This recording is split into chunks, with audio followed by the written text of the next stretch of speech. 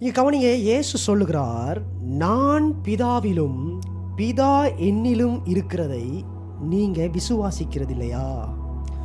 நான் உங்களுடனே சொல்லுகிற வசனங்களை என் சுயமாய் சொல்லவில்லை, என்னிடத்தில் வாசமாயிருக்கிற பிதாவானவரே இந்த கிரியைகளை செய்து வருகிறார்.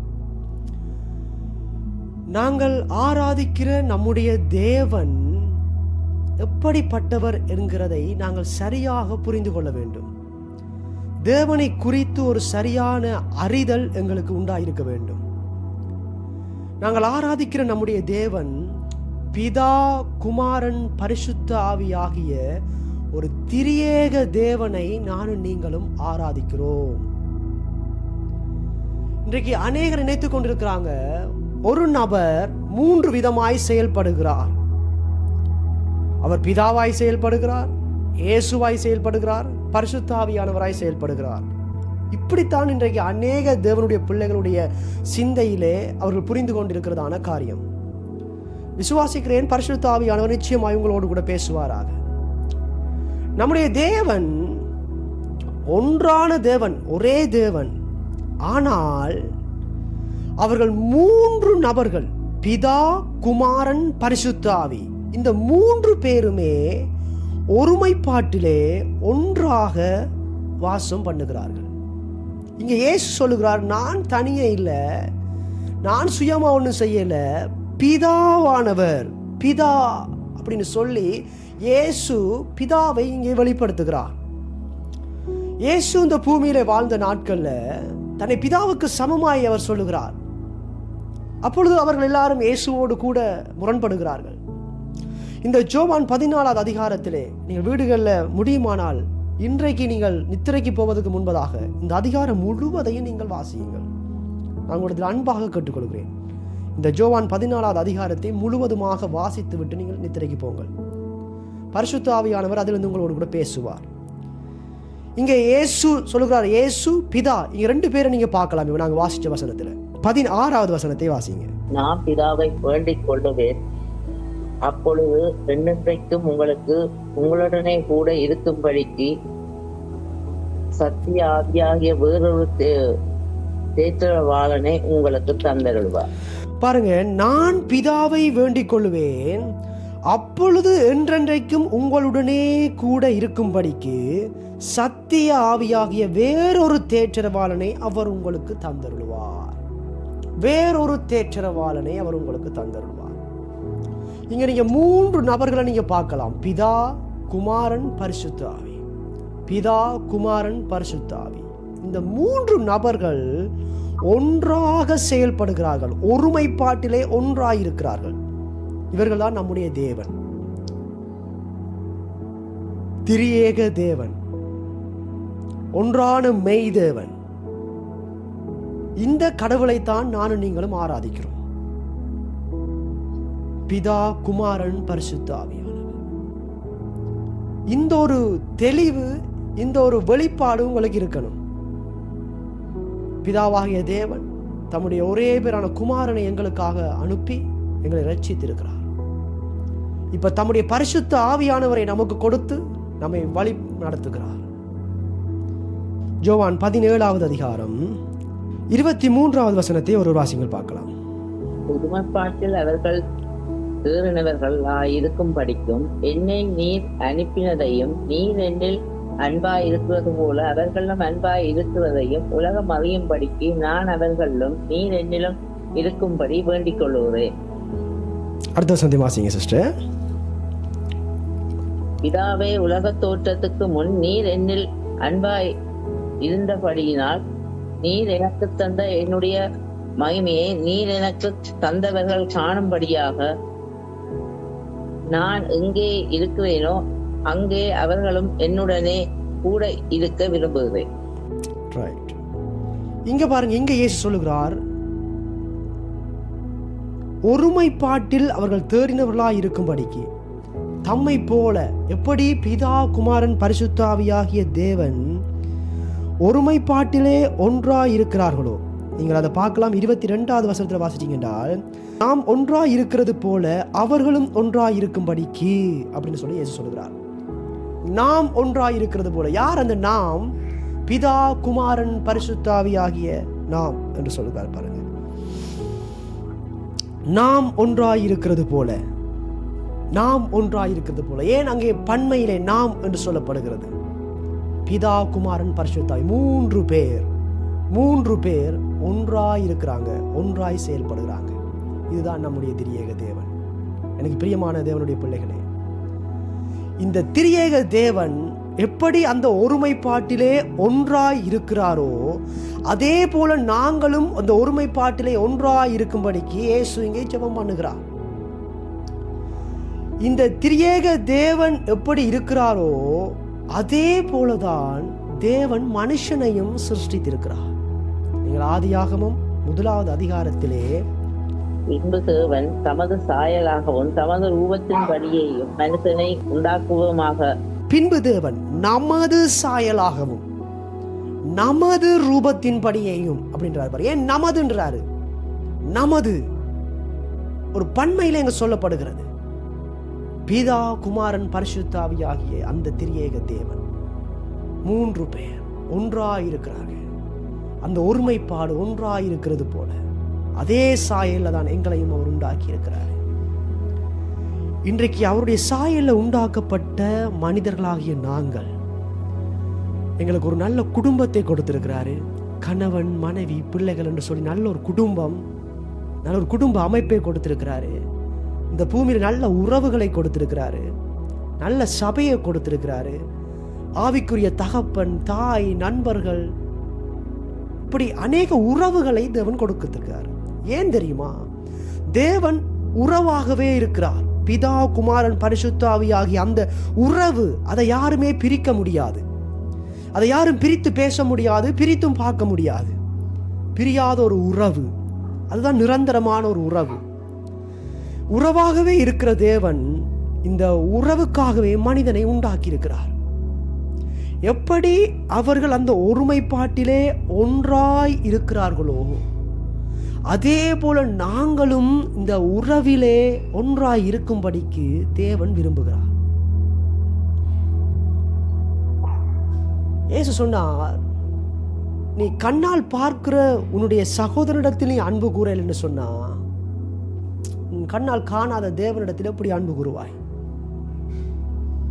நினைப்பில் இருக்கிற அன்பு தேவனுடைய பிள்ளைகளே, இந்த செய்தியை கேட்டுக்கொண்டிருக்கிற உங்கள் ஒவ்வொருவருக்கும் நான் சொல்றேன், தேவன் உங்களுக்கு ஒரு நல்ல குடும்பத்தை கொடுத்திருக்கிறார். நல்ல கணவனை கொடுத்திருக்கிறார், நல்ல மனைவியை கொடுத்திருக்கிறார், நல்ல பிள்ளைகளை கொடுத்திருக்கிறார், நல்ல பெற்றோர்களை கொடுத்திருக்கிறார், நல்ல நண்பர்களை கொடுத்திருக்கிறார். உங்களுக்கு நல்ல ஆவிக்குரிய தகப்பனை கொடுத்திருக்கிறார், தாயை கொடுத்திருக்கிறார், ஆவிக்குரிய சகோதரர்களை கொடுத்திருக்கிறார். இவர்களோடு உங்களுடைய உறவு எப்படி இருக்கிறது? தேவன் அந்த உறவிலே ஒன்றாயிருக்கிறது போல, நாம் ஒன்றாயிருக்கிறது போல இவர்களும் ஒன்றாயிருக்கும்படிக்கு இன்றைக்கு அந்த உறவுல நீங்க ஒன்றாயிருக்கிறீங்களா? உங்களுக்குள்ள ஒரு ஒருமைப்பாடு இருக்குதா? கணவன் மனைவிக்குள்ள ஒரு ஒருமைப்பாடு இருக்குதா? பெற்றோர்கள் பிள்ளைக்குள்ள ஒரு ஒருமைப்பாடு இருக்குதா? அன்பா இருக்கிறீங்களா? உங்களிடத்துல நீங்க அன்பு கூறுகிறது போல நீங்க மற்றவர்களை நீங்க அன்பு கூறுறீங்களா? உங்களை விட மற்றவர்களை நீங்க மேன்மையாய் நினைக்கிறீங்களா? சிந்தித்து பாருங்க. இந்த உறவுக்காகத்தான் மனிதனை தேவன் படைத்திருக்கிறார். உறவாயிருக்கிற தேவன் இந்த உறவுக்காக மனிதனை படைத்திருக்கிறார். இன்றைக்கு மனிதனுக்கு ஏதோ ஒரு தேவை இருக்கிறது, ஓடிக்கொண்டிருக்கிறான். அது என்ன தேவை தெரியுமா? இந்த உறவு. அவனுக்கு இருதயத்தில் எல்லாமே இருந்தாலும் ஒரு ஏக்கம் என்ன? அந்த உறவு. இந்த உறவு எப்ப சரியாகும்டா, நீங்க தேவனை குறித்து எப்ப சரியான ஒரு அறிவு உங்களுக்கு உண்டாயிருக்கிறதோ, தேவன் எப்படி இருக்கிறார், நான் எப்படி உண்டாக்கப்பட்டிருக்கிறேன், எதற்காக உண்டாக்கப்பட்டிருக்கிறேன், இதை குறித்த ஒரு தெளிவான ஒரு அறிதல் உங்களுக்கு உண்டாகினால்தான் நீங்கள் இந்த உறவுகளை நேசிக்க ஆரம்பிப்பீங்க, உறவுகளோடு உறவாட ஆரம்பிப்பீங்க, சொந்தங்களை நேசிக்க ஆரம்பிப்பீங்க. இதன் மூலமாய் கிறிஸ்துவின் ராஜ்யத்தை இந்த பூமியில நீங்க ஸ்தாபிப்பீங்க. இயேசு ஜெபித்தார், பிதாவே, பரலோகத்தில் இருக்கிற எங்கள் பிதாவே, உம்முடைய ராஜ்யம் வருவதாக என்று சொன்னாரே. உம்முடைய சித்தம் பரலோகத்தில் செய்யப்படுகிறது போல இங்கேயும் செய்யப்படுவதாக என்று சொன்னாரே. என்ன அந்த சித்தம்? அங்கே எப்படி அந்த ஒருமைப்பாடு இருக்கிறதோ, அங்கே எப்படி அந்த ஒரு சமாதானம் இருக்கிறதோ, அங்கே எப்படி ஒரு சந்தோஷம் அங்கே இருக்கிறதோ, அந்த திரியேகத்துக்குள்ள பிதா குமாரன் பரிசுத்த ஆவிக்குள்ள என்ன இருக்குதோ அது உங்களுடைய குடும்பத்துக்குள்ள, உங்களுடைய சபைக்குள்ள, உங்களுடைய அந்த உறவுக்குள்ள அது இருக்கணும் அப்படின்னு இயேசு சொல்லுகிறார். மிக மிக முக்கியமான ஒரு காரியம். நாம் ஒன்றாயிருக்கிறது போல இவர்களும் ஒன்றாயிருக்கும்படிக்கு அந்த திரியேக தேவனுடைய அன்பு. பவுல் சபைகளுக்கு சொல்லுகிற பொழுது சொல்லுவார், பிதாவாகிய தேவனுடைய அன்பும் குமாரனாகிய இயேசு கிறிஸ்துனுடைய கிருபையும் பரிசுத்த ஆவியானவருடைய அந்யோன்ய ஐக்கியமும் உங்களுக்குள்ளே உண்டாயிருப்பதாக என்றுவார். ஏன்? அவர்கள் 3 பேருமே அந்த ஒன்றாக, அந்த ஒருமைப்பாட்டிலே தேறினவர்களாக இருக்கிறாங்க. ஒருமைப்பாட்டில் தேறினவர்களாக இருக்கிறாங்க. இன்றைக்கு ஏன் குடும்பங்களுக்குள்ள பிரச்சனை, ஏன் சண்டைகள், ஏன் பிரிவினைகள், கோபம், வைராக்கியம், கணவன் மனைவிக்குள்ள ஒரு சரியான உறவு இல்லை? எத்தனை குடும்பங்கள் ஒன்றாய் வாழ்ந்து கொண்டிருக்கிறார்கள், ஒருவருக்கு ஒருவர் பேசுவதில்லை, பிள்ளைகள் பெற்றோருக்கு கீழ்ப்படிவதில்லை. கடவுளை குறித்த ஒரு சரியான ஒரு வெளிப்பாடு இன்னும் அவர்கள் கிடைக்கல, பெற்றுக்கொள்ளல. எனக்கு பிரியமான அன்பு தேவனுடைய பிள்ளைகளே, இந்த செய்தியை கேட்டுக்கொண்டிருக்கிற நீங்க, நான் விசுவாசிக்கிறேன் பரிசுத்த ஆவியானவர் உங்களுடைய இருதயங்களுக்குள்ளே பேசிக்கொண்டிருக்கிறார். நீங்க பலதரப்பட்ட வேலைகள் செய்யலாம்,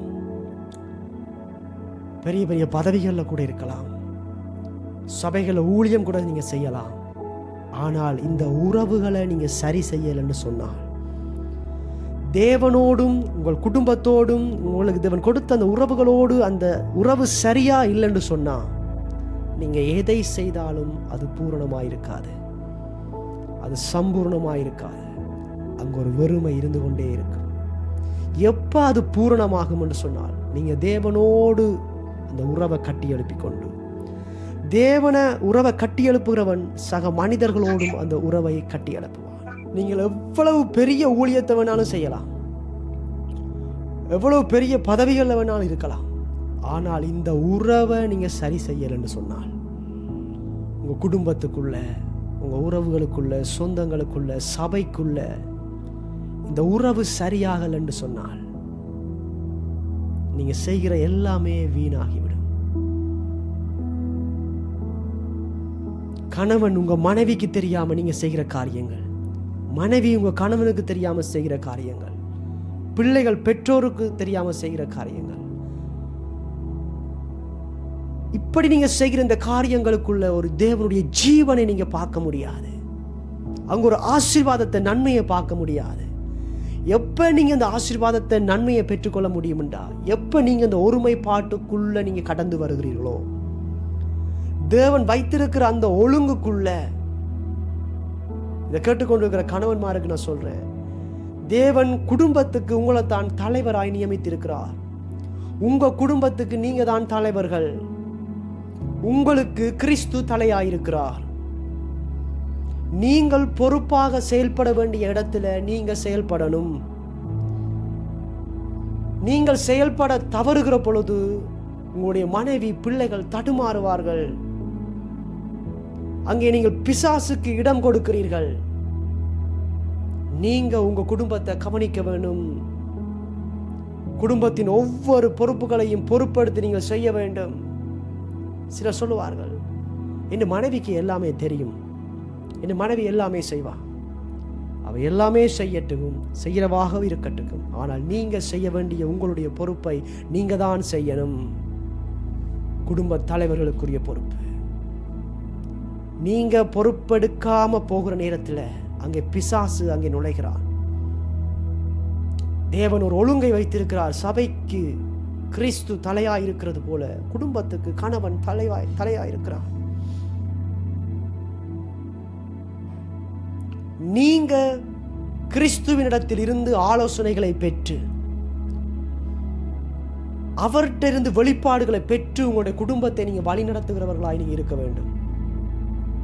இதை நீங்கள் தவறுகிற பட்சத்தில் உங்களுடைய பிள்ளைகள் உங்களுடைய சொற்களை கேட்காம அவங்க வழி தவறி போகிற ஒரு சூழ்நிலை உண்டாகும். சிலர் சொல்லுவார்கள், பெற்றோர்கள், என்னுடைய பிள்ளை எனக்கு சொல்ல கேட்குதே இல்லை. நீங்க கிறிஸ்துவுக்கு கீழ்ப்படிய ஆரம்பிச்சீங்கடா, உங்க பிள்ளைகள் உங்களுக்கு கீழ்ப்படிவாங்க. நீங்க கிறிஸ்துவுக்கு கீழ்ப்படிய தவறுகிற பொழுது உங்க பிள்ளைகள் உங்களுக்கு கீழ்ப்படிய தவறுவாங்க. பிரியமான தேவனுடைய பிள்ளைகளே, தேவன் வைத்திருக்கிற அந்த ஒழுங்கு, அந்த ஒருமைப்பாடு, இதுக்குள்ள நீங்க கடந்து வரணும். குடும்பத்தில் நேசிக்க ஆரம்பிங்க. கணவன் மனைவியை நேசிக்க ஆரம்பிங்க. மனைவி கணவனை நேசிக்க ஆரம்பிங்க. பிள்ளைகள் பெற்றோரை நேசிக்க ஆரம்பிங்க. பெற்றோர்கள் பிள்ளைகளை நேசிக்க ஆரம்பிங்க. இயேசு சொன்னார், நீ உன்னிடத்தில் அன்பு கூறுவது போல பிறரிடத்திலும் அன்பு கூறுவாயாக. எப்படி நீங்க உங்களை நேசிக்கிறீங்களோ அதே போல மற்றவர்களை நீங்க நேசிக்க ஆரம்பிங்க. இதன் மூலமாய் கிறிஸ்துவினுடைய ராஜ்யத்தை நீங்க பூமியில வெளிப்படுத்துறீங்க. கிறிஸ்துவை நீங்க வெளிப்படுத்துறீங்க. அவருடைய சாயலை நீங்க வெளிப்படுத்துறீங்க.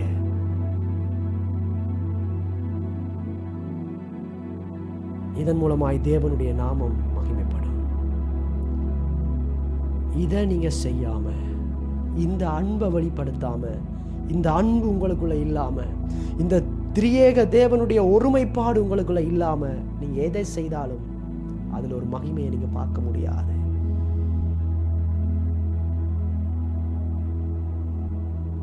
பிதா, குமாரன், பரிசுத்த ஆவியாகிய அந்த திரியேக தேவனுக்குள்ள இருக்கிற அந்த மகிமை இன்றைக்கு உங்களுக்குள்ள கடந்து வருவதாக. இந்த செய்தியை கேட்டுக்கொண்டிருக்கிற ஒவ்வொரு குடும்பங்களுக்குள்ளையும் திரியேக தேவனுடைய அன்பு கடந்து வருவதாக.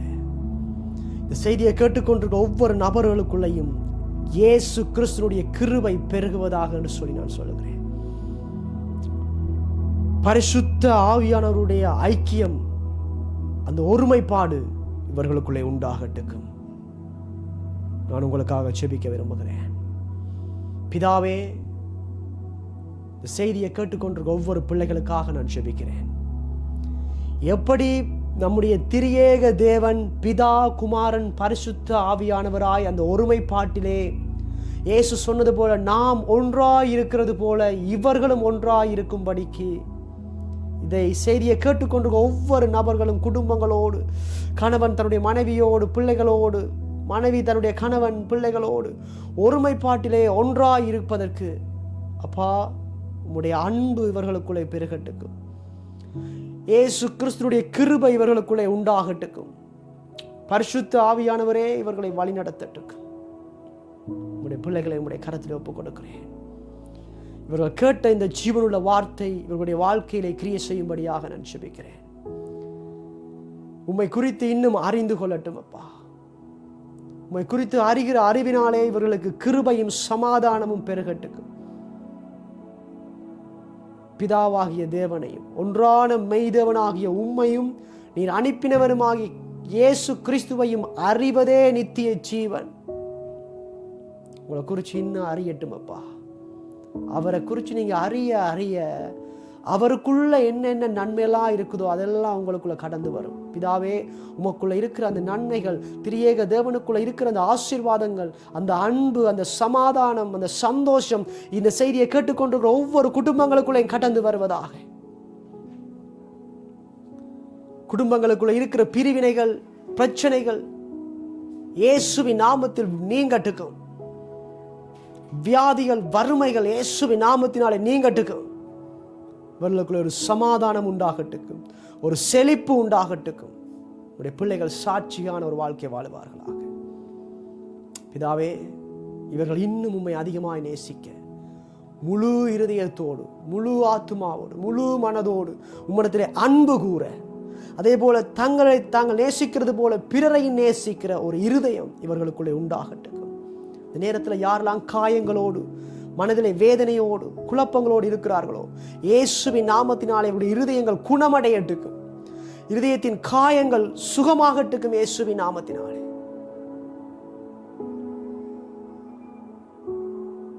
பிதாவே, ஒவ்வொரு பிள்ளைகளையும் உடைய கரத்தில் ஒப்புக் கொடுக்கிறேன். பிதாவினுடைய ஆவியானவர் இவர்களை ஆளுகை செய்யட்டும். இயேசு கிறிஸ்துவின் நாமத்தில் ஜெபிக்கிறேன் நல்ல பிதாவே. ஆமென், ஆமென், ஆமென். God bless you. கர்த்தர் தாமே உங்களை நிறைவாய் ஆசீர்வதித்து நடத்துவாராக.